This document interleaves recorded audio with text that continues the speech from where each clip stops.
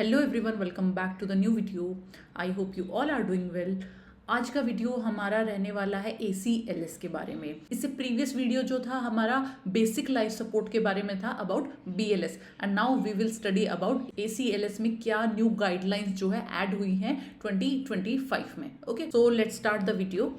Here first is ACLS, advance cardiac life support. Okay, ACLS में क्या difference है BLS से?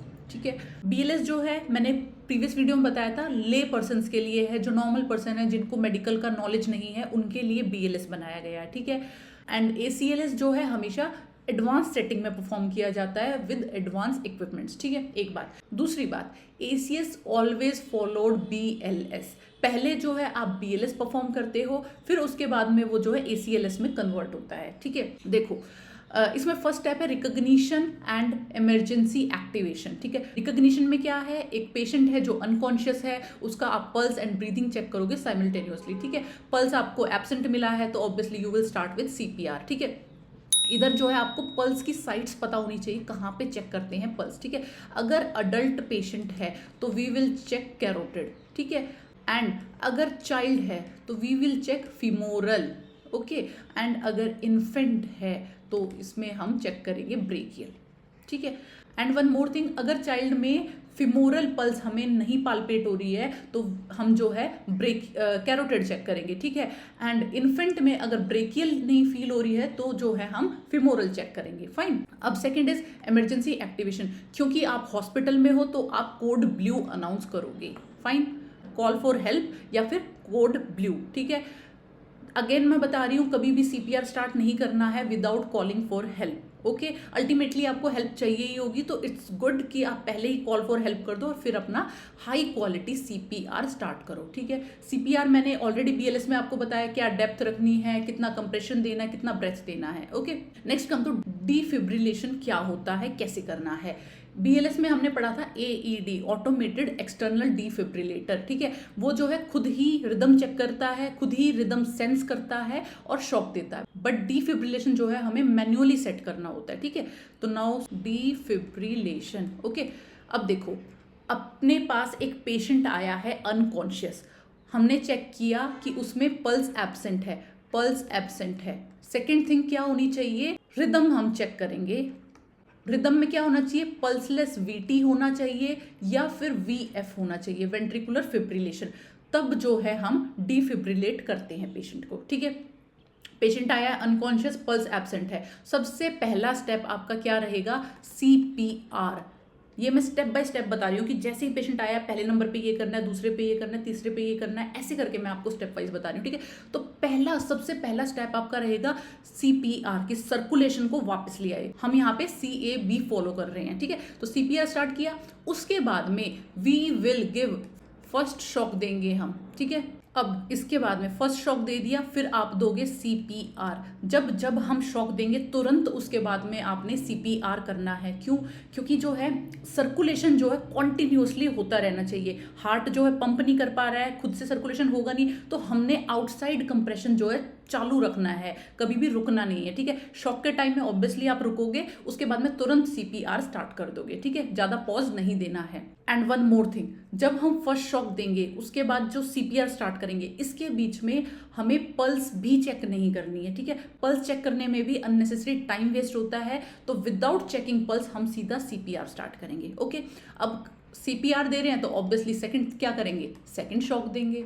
ठीक है, second shock is always followed by CPR, third time CPR देंगे।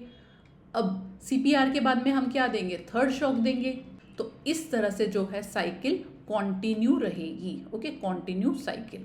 Fine, बहुत सिंपल है। CPR दिया, फर्स्ट शॉक दिया, second CPR, second shock, third CPR, third shock. Okay, अब इसमें एडिशन क्या करना है आपको, आप CPR दे रहे थे, फर्स्ट शॉक दे दिया, अब यहाँ पे जो है पूरी टीम अवेलेबल है, आप अकेले नहीं हो, क्योंकि ये ACLS है। ठीक है, ACLS में पूरी टीम होती है, आपके पास एक टीम लीडर होगा, एक डिफिब्रिलेशन करने के लिए होगा, एक ड्रग्स प्रिपेयर कर रहा होगा, ड्रग्स एडमिनिस्टर कर रहा होगा। ठीक है, तो बाकी लोग उस टाइम पे क्या करेंगे, फर्स्ट शॉक के बाद में एक्सेस करेंगे आईवी और आईओ लाइन, ठीक है। इंट्रावीनस या आईओ इंट्राओसियस जो है एक्सेस करेंगे, ठीक है। We will always prefer, IV को हम प्रेफरेंस देते हैं, बट अगर आईवी लाइन नहीं मिल पा रही है, एक्सेस नहीं हो पा रहा है, तो हम आईओ देंगे। आईओ देना इजी रहता है, बहुत इजीली हम आईओ इंजेक्शन दे सकते हैं, इसीलिए इसको ऑप्शन में रखा गया है, ठीक है। बट कोशिश करेंगे कि आईवी मिल जाए। तो वो क्या करेंगे, इतने में आईवी और आईओ लाइन का एक्सेस बनाएंगे। सेकंड इज ड्रग प्रिपरेशन करेंगे, प्रिपेयर ड्रग्स, ओके। तो फर्स्ट शॉक के बाद में दूसरे लोग ये कर रहे होंगे, लाइन एक्सेस कर रहे होंगे और ड्रग्स बना रहे होंगे, पर आप क्या करेंगे, सीपीआर स्टार्ट करेंगे, ठीक है।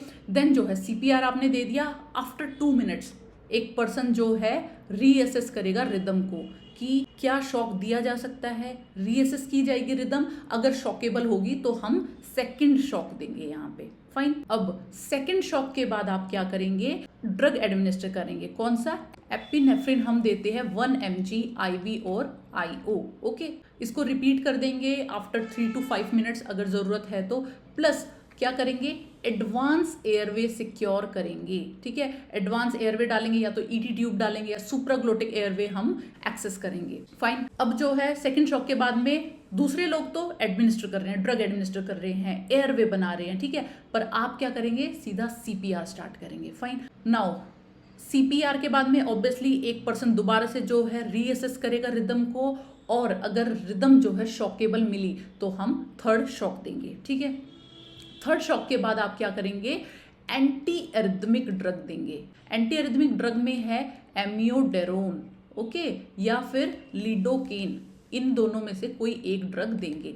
कोशिश करेंगे एम्योडेरोन देने की, अगर एम्योडेरोन अवेलेबल नहीं है तो लिडोकेन पे जाएंगे, एक चीज। दूसरी चीज, कभी भी ये दोनों ड्रग साथ में नहीं देनी है, ठीक है। और अब देख लो एम्योडेरोन की डोज कितनी होती है। एम्योडेरोन देना है 300 mg आईवी और आईओ, ठीक है। उसके बाद में अगर डोज रिपीट करनी है तो नेक्स्ट टाइम आप दोगे 150 mg आईवी और आईओ, ओके। ये तो होगी एम्योडेरिन की डोज। सेकंड लिडोकेन, अगर लिडोकेन देना है तो आप दोगे 1 to 1.5 mg पर kg, followed by second time अगर डोज रिपीट करनी है इससे 0.75 mg पर kg, ये हमारी डोज रहेगी। इसमें नोट करने की चीज ये है, लिडोकेन जो है वेट बेस्ड ड्रग है, ये वेट के अकॉर्डिंग दी जा रही है, ठीक है। सो दिस इज अबाउट डिफिब्रिलेशन, कैसे जो है पेशेंट को डिफिब्रिलेट करना है, ओके। इसको याद कैसे करना है, आफ्टर फर्स्ट शॉक के बाद में हमने जो है सीपीआर करना है, सेकंड शॉक के बाद में हमें क्या करना है, CPR plus epinephrine, okay. And third shock के बाद जो है हमें CPR plus anti arrhythmic drug, okay. बहुत सिंपल करके आपको समझा दिया है, बस इसको याद रख लो, खुद सब कुछ याद आ जाएगा।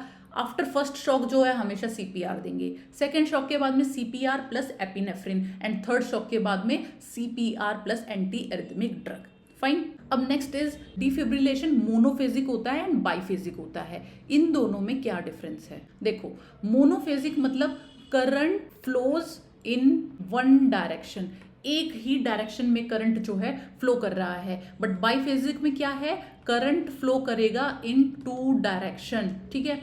एक पैड से जो है अंदर घुसेगा एंड सेकंड से जो है वो वापस अंदर घुसेगा, तो दोनों साइड से जो है करंट आ रहा है, ठीक है। बट मोनोफेजिक में जो है करंट एक ही डायरेक्शन में फ्लो करेगा, ओके। सेकंड थिंग, इसमें एनर्जी जो है फिक्स्ड होती है, 360 जूल्स पे हम इसको एनर्जी को सेट करके रखेंगे। बट बाइफेजिक में एनर्जी होती है 120 से 200 joules, okay. That is followed by, अगर सेकेंड टाइम हमने डिफिब्रिलेट करना है, या तो हम जूल को मतलब एनर्जी को सेम रखेंगे या फिर इंक्रीज कर देंगे, okay. Third thing, monophasic is less effective, क्योंकि एक साइड करंट फ्लो कर रहा है तो it is less effective. But biphasic जो है दोनों तरफ से करंट आ रहा है, it means it is more efficient, okay, more effective. Next difference, monophasic जो है मोर मायोकार्डियल डैमेज करता है, मायोकार्डियल को ज़्यादा डैमेज करेगा। बट बाइफेजिक जो है लेस मायोकार्डियल डैमेज होता है, ठीक है। And last is monophasic is old, obsolete हो चुका है, मतलब पहले के टाइम पे यूज करते थे, अब कोई यूज नहीं करता, बट बाईफेजिक जो है मॉडर्न है, अभी के टाइम पे ज्यादा यूज होता है। ओके, तो this is the difference between monophasic and biphasic. One more thing, यहाँ पे बच्चों को एक और डाउट रहता है कि मोनोफेजिक में हमने एक पैड लगाना है, ठीक है, क्योंकि उसका नाम मोनोफेजिक है, एंड बाई में 2 लगाना है। ऐसा नहीं है, दोनों में 2 पैड्स यूज होंगे और दोनों का प्लेसमेंट सेम रहेगा, ठीक है। पैड का प्लेसमेंट मैं आपको बता देती हूँ, first and second. Okay, first pad जो है हम जो है राइट क्लेविकल के नीचे लगाएंगे, ठीक है, below right clavicle. And second pad हम कहाँ लगाएंगे? लेफ्ट साइड 5th इंट्राकोस्टल स्पेस, मतलब मिड एक्सिलरी लाइन। ओके, ये हमारी पैड्स की प्लेसमेंट रहेगी। अब नेक्स्ट थिंग, पैड्स कहाँ पे नहीं लगाने हैं, ठीक है। कभी भी वेट स्किन पे नहीं लगाओगे, मेडिकेशन पैच के ऊपर नहीं लगाओगे, पेस मेकर के ऊपर नहीं लगाओगे, ठीक है। इधर जो है हम कभी भी डिफिब्रिलेटर के लिए पैड्स नहीं लगाएंगे। और कहाँ पे लगाना है? हमेशा बेयर स्किन पे लगाओगे। नो एयर गैप, एयर का कोई गैप नहीं होना चाहिए, इंश्योर करना है अच्छे से स्किन कांटेक्ट है, ठीक है, ये हमें ध्यान रखना है। अब ये तो बात होगी अपनी शॉकेबल रिदम की, डिफिब्रिलेटर जिसमें करना था। अगर आपको मिला नॉन शॉकेबल रिदम है, ठीक है, नॉन शॉकेबल रिदम कौन सी होती है? PEA, pulseless electrical activity and asystole, ठीक है, ये दोनों जो है नॉन शॉकेबल रिदम है। इसमें हमें क्या करना है? इसमें डायरेक्ट जो है आप CPR स्टार्ट करोगे। पहले CPR स्टार्ट किया, उसके बाद में यू विल गिव एपिनेफ्रिन, ठीक है, एपिनेफ्रिन दोगे। डोज उतना ही रहेगा जितना पहले था, 1 mg IV और IO। ओके, बट डिफरेंस क्या है? इसमें ASAP देना है, मतलब as soon as possible. Shockable rhythm में फिर भी आप जो है थोड़ा सा लेट कर सकते हो, सेकंड शॉक के बाद दोगे, बट इसमें एपिनेफ्रिन का बहुत ज़्यादा इंपॉर्टेंस है, तो इसमें जो है आपको देर नहीं करनी है, CPR के जस्ट बाद जो है आप एपिनेफ्रिन दोगे। एंड नेक्स्ट उसके बाद में दोबारा से CPR स्टार्ट करोगे। दूसरे लोग जो है एडवांस एयरवे एक्सेस करेंगे। देन जो है CPR के बाद में फिर क्या करोगे आप? Find 5H and 5T। अब ये क्या है? ये क्या नई चीज आ गई है, ठीक है। 5H एंड 5T मतलब कभी भी कार्डियक अरेस्ट होगा तो उसका कोई रीजन रहा होगा, या तो हाइपोक्सिया है पेशेंट में, हाइपोथर्मिया है, या फिर कार्डियक टेम्पोनेट है, न्यूमोथोरेक्स है, कुछ रीजन रहा होगा जिसकी वजह से कार्डियक अरेस्ट आया है पेशेंट को, ठीक है। तो खाली CPR करने से क्योर नहीं हो रहा, वो प्रॉब्लम ठीक नहीं हो रही है जो हो चुकी है। अगर पेशेंट को हमने ठीक करना है तो ऑब्वियसली हमें वो प्रॉब्लम एड्रेस करनी पड़ेगी कि क्या हुआ है, उसको हम ठीक करेंगे, ठीक है। तो जैसे कि अगर पेशेंट को न्यूमोथोरेक्स हुआ है, ठीक है, तो हमें नीडल डीकम्प्रेशन करना बहुत जरूरी है, अदरवाइज CPR कब तक करोगे? CPR is not a treatment, ठीक है, ये बस एक टेम्परेरी ट्रीटमेंट है CPR कि हाँ पेशेंट जो है कुछ टाइम तक सर्वाइव कर जाए, okay, but at the end आपको जो है जो मेन प्रॉब्लम है वो फिगर आउट करनी ही पड़ेगी, ठीक है। तो उसके लिए AHA ने, अमेरिकन हार्ट एसोसिएशन ने 5H दे रखे हैं और 5T कि क्या क्या प्रॉब्लम जो है हो सकती हैं, ठीक है, वो मैं अभी आपको नेक्स्ट स्लाइड में बताऊंगी, ये हम फिगर आउट करेंगे, ओके। एंड इसके बाद में रिपीट लूप जो है रिपीट करते रहेंगे। तो बहुत सिंपल है, नॉन शॉकेबल रिदम है, CPR epinephrine, CPR plus advance airway, ठीक है। उसके बाद में 5H एंड 5T जो है आप फिगर आउट कर दो, उनको रिवर्स कर दो, ठीक कर दो, और जो है रिपीट करते रहो लूप को, ओके। अब आ जाओ 5H एंड 5T, ये क्या है, ओके। 5H में सबसे पहले है हाइपोक्सिया, ठीक है, हाइपोक्सिया एक रीजन हो सकता है कार्डियक अरेस्ट का। सेकंड है hypovolaemia. Third is hydrogen ions मतलब एसिडोसिस। फोर्थ इज हाइपो और हाइपरकेलीमिया, ठीक है, ये भी रीजन हो सकता है कार्डियक अरेस्ट का। एंड फिफ्थ इज हाइपोथर्मिया, ठीक है। इनमें से कोई, इन 5 में से कोई रीजन हो सकता है कार्डियक अरेस्ट का। नेक्स्ट 5T में क्या है? Tension pneumothorax, okay. Second is tamponade, cardiac tamponade.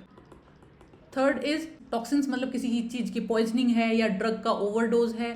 Fourth is thrombosis, आपका pulmonary thrombosis. And fifth is again thrombosis, but यहाँ पे थ्रोम्बोसिस है कार्डियक का, ओके। अब सुनो 5H एंड 5T क्या है? ये रिवर्सिबल कॉज है कार्डियक अरेस्ट के, ठीक है।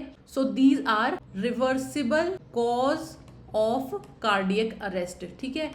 अगर इनको रिवर्स हम कर दें तो अपना पेशेंट ठीक हो जाएगा। ओके, तो 5H and 5T are reversible cause of cardiac arrest. Okay, अब देखो हमने रूल आउट कर लिया कि पेशेंट को हाइपोक्सिया है, तो आप क्या करोगे, सीधी सी बात है, ऑक्सीजन दोगे, ठीक है, एंड एयरवे मेंटेन करोगे।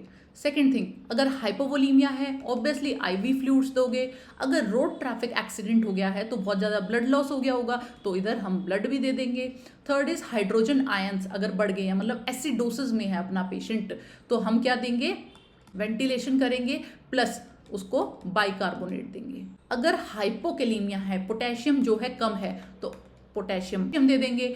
एंड हाइपरकेलीमिया है तो क्या करेंगे, कैल्शियम देंगे, ठीक है, या फिर इंसुलिन। नेक्स्ट इज हाइपोथर्मिया, अगर पेशेंट को हाइपोथर्मिया हो गया तो ऑब्वियसली रीवार्म द पेशेंट, हीटर वगैरह लगा दो, उससे पेशेंट गर्म हो जाएगा। Okay, next is 5T, tension pneumothorax है तो इसका क्या ट्रीटमेंट करोगे, नीडल डीकम्प्रेशन, ठीक है, नीडल से जो है डीकम्प्रेस कर देंगे, नीडल लगाएंगे, सारा एयर जो है बाहर आ जाएगा। टेम्पोनेड है, कार्डियक टेम्पोनेड मतलब पेरिकार्डियोसेंटेसिस करेंगे। ओके, नेक्स्ट इज टॉक्सिन्स, अगर ड्रग का ओवरडोज हो गया है या फिर कोई पॉइजनिंग है, ठीक है, तो उसमें हम एंटीडोट देंगे। Okay, and last is thrombosis, चाहे पल्मोनरी है चाहे कार्डियक है, इनमें हम करेंगे थ्रोम्बोलिसिस, ठीक है, thrombolysis. So this is about 5H and 5T। Okay, अब next is post cardiac arrest care क्या रहेगी। पोस्ट कार्डियक अरेस्ट केयर मतलब कि अब हमने पेशेंट को थोड़ा स्टेबलाइज कर दिया है, तो अब हम क्या केयर देंगे, क्या मेंटेन करके रखेंगे। बट उससे पहले हमें पता होना चाहिए ROSC क्या होता है। ROSC is return of spontaneous circulation. अभी हमारे हार्ट ने जो है पंप करना स्टार्ट कर दिया है, ठीक है, तभी तो हम मानेंगे कि हाँ अब पेशेंट स्टेबल है, अब हम इसको पोस्ट कार्डियक अरेस्ट केयर की तरफ ले जा सकते हैं, ठीक है। पर उससे पहले हमें पता कैसे चलेगा कि स्पॉन्टेनियस सर्कुलेशन स्टार्ट हो गया है, ठीक है। तो अगर पल्स जो है रिटर्न हो जाए, ठीक है, पल्स जो है पेशेंट की फील होने लग जाए, या फिर BP इंप्रूव कर जाए, ओके, या फिर third is ETCO2 sudden rise देखा जाए ETCO2 में, तो हम बोलेंगे ROSC हो गया है, मतलब रिटर्न ऑफ स्पॉन्टेनियस सर्कुलेशन है। ओके, ठीक है, अब जो है हमें सिग्नल मिल गया है कि स्पॉन्टेनियस सर्कुलेशन है, अच्छी बात है। बट अब क्या करना है, हमने इसका पेशेंट का ध्यान रखना है, किस किस चीज का, एयरवे जो हमने सिक्योर किया है उसको मेंटेन रखेंगे। सेकेंड इज ब्रीदिंग में हम क्या ध्यान रखेंगे, SpO2 पेशेंट का 92 से 98% के बीच में रखेंगे। अवॉइड हाइपोक्सिया, ये गाइडलाइंस में बोला गया है 2025 के में, ठीक है, 2025 गाइडलाइंस में क्या बताया है कि अवॉइड हाइपोक्सिया नहीं होने देंगे पेशेंट में, ठीक है।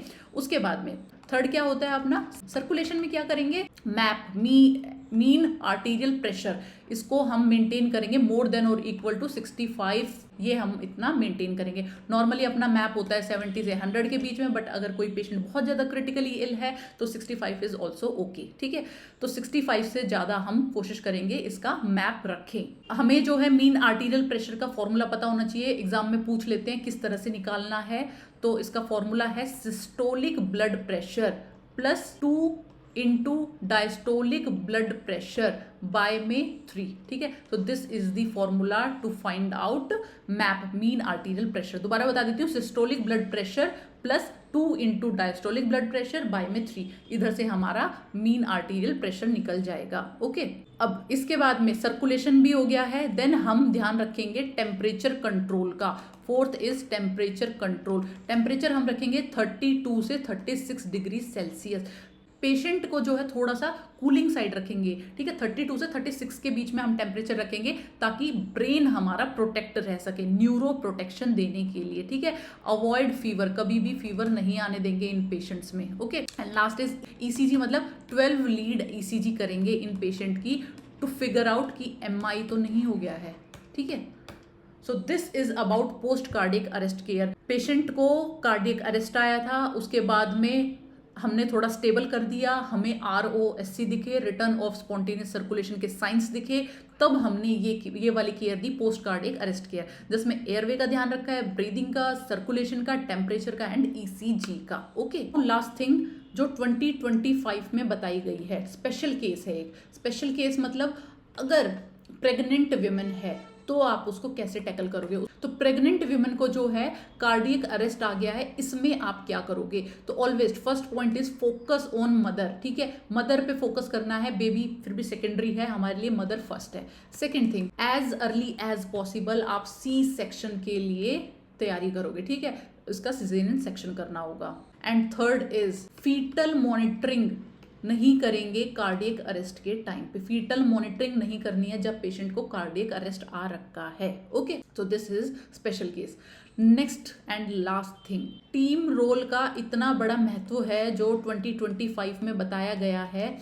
टीम में ऑलरेडी मैंने बताया डिफिब्रिलेशन करने के लिए पर्सन होता है, सीपीआर करने के लिए है, ड्रग एडमिनिस्ट्रेशन करने के लिए, उसके बाद में एक टीम लीडर है जो लीड करेगा इस पूरे प्रोसेस को, ठीक है।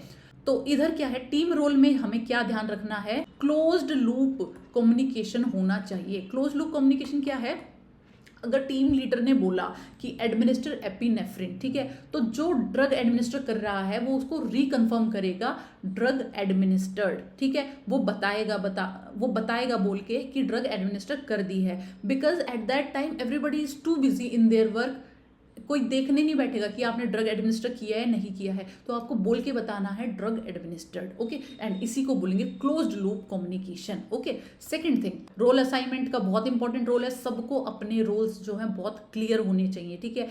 अगर ड्रग प्रिपरेशन का काम है तो आपको सीधा उस काम पे लग जाना है, ठीक है। उधर जो है दोबारा आपको कोई बताने नहीं बैठेगा कि तुम ड्रग प्रिपेयर करो, तुम डिफिब्रिलेटर करोगे, नहीं, ये ऑलरेडी ये वर्क जो है असाइंड होता है। Third is high quality CPR पे बहुत फोकस किया गया है 2025 में। हाई क्वालिटी सीपीआर मतलब मिनिमाइज वेरिएबिलिटी, बार बार लोगों को नहीं बदलना है, क्योंकि जब हम पर्सन बार बार चेंज करते हैं तो सीपीआर क्वालिटी में डिफरेंस आ जाता है, ठीक है। तो हम कोशिश करेंगे कि इंटरप्शंस कम से कम रखें, बार बार लोगों को ना बदले। हाँ, अपनी साइकिल कंप्लीट करने के बाद ऑब्वियसली पर्सन को चेंज करना है, क्योंकि उसे फटीग नहीं होने देना। अगर वो फटीग हो गया तो अच्छे से कंप्रेस नहीं कर पाएगा।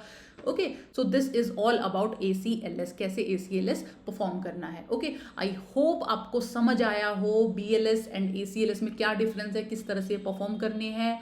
इतना इंपॉर्टेंट टॉपिक है, इधर से क्वेश्चन बनना ही बनना है। फाइन, एंड इसके लिए मैं क्विज डाल दूंगी अपने टेलीग्राम चैनल पे, वो जो है आप प्रैक्टिस करेंगे और देखेंगे कि कितना समझ आया है। Okay, so now we will meet in some another important video. तब तक के लिए thank you, best of luck.